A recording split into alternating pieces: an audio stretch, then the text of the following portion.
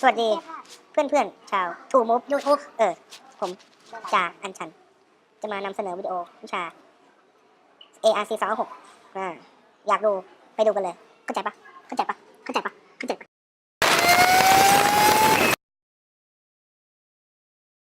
เธอขับรถ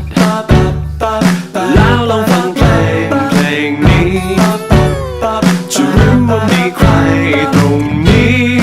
อยู่ไม่ไกลเขาห่วงใยอยากให้ขับรถดีๆมามองฟ้าอย่าลืมมองเส้นทางที่เธอจะไปที่ไหนไรเธอปลอดภัยเสมออย่าลืมว่าฉันยังอยู่ตรงนี้จะไปที่ใดรู้ไว้ทุกทีฉันคอยห่วงใยไม่เคยจะห่างไปไหน